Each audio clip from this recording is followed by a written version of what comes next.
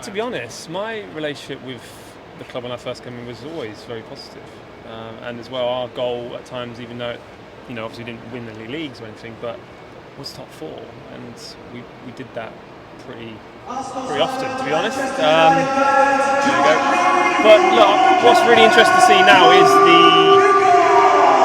it's more the connection actually from the fan side of things. Look, we were connected, but not as much as engaging, I'd say, as has been from now, really.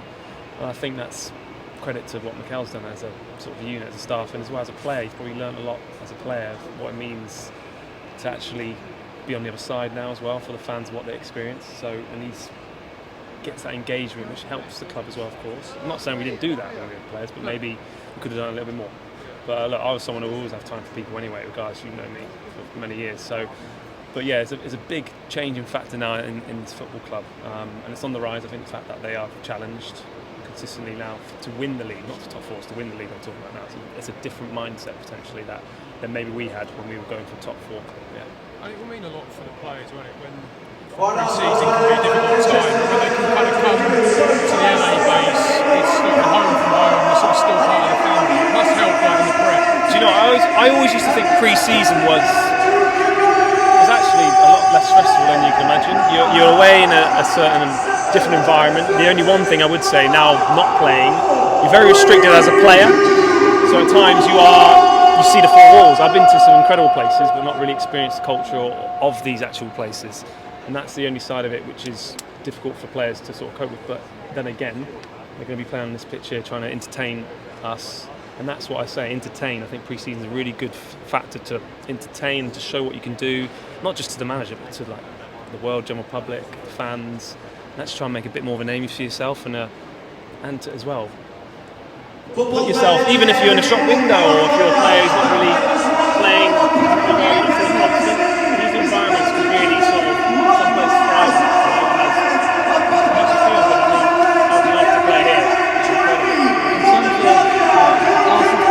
He's excited. Yeah. In terms of Arsenal's progress as well, what do you think the difference is?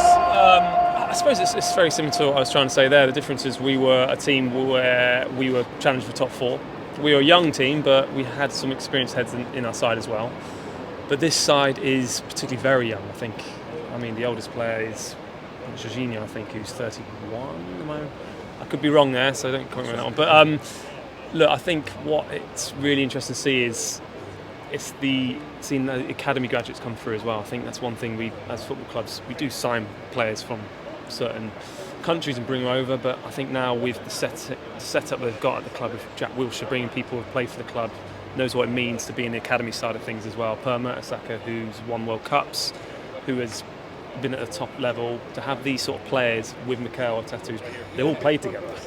So when you've played together, you can sort of learn from those experiences, and if you get good people around you in a football club, positive energy, it literally feeds down the whole club. And I think that's what the difference has been.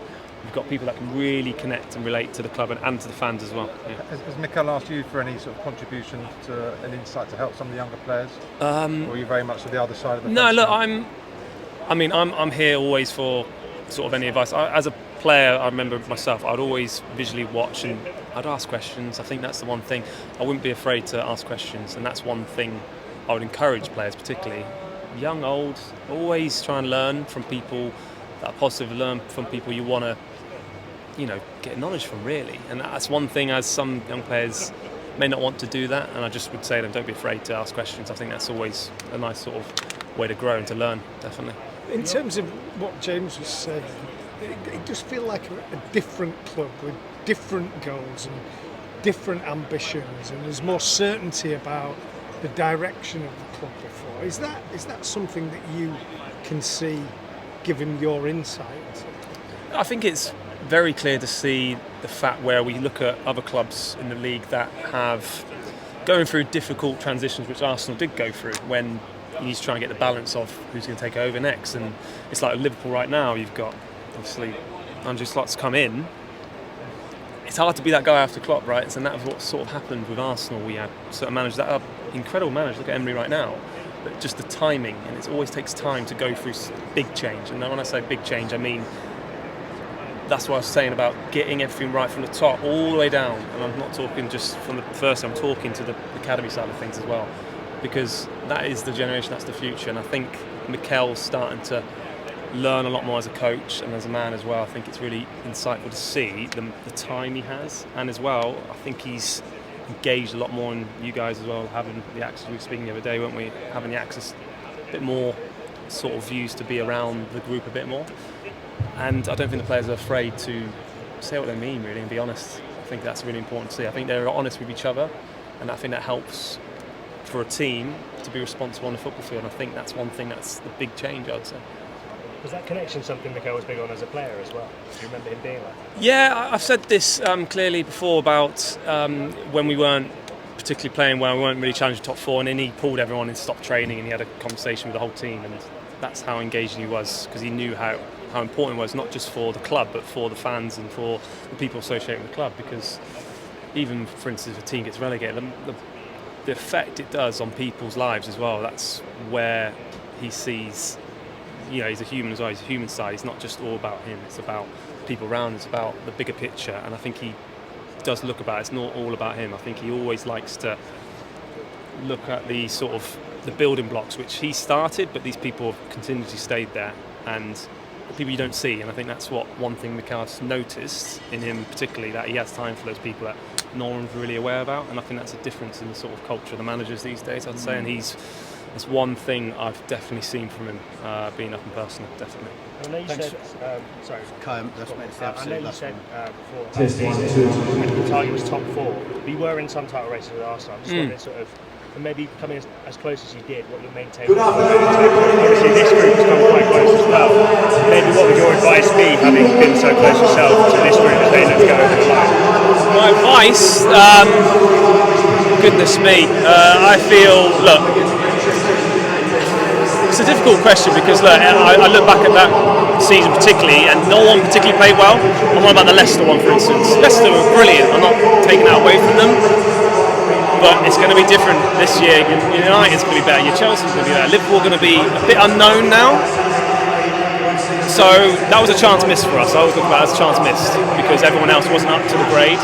This year, particularly with Man United not making top four, certain teams not making top four, Chelsea likes that, it's going to be harder. So, I mean, I will just always encourage, always positive. Turn negatives into positives as a squad.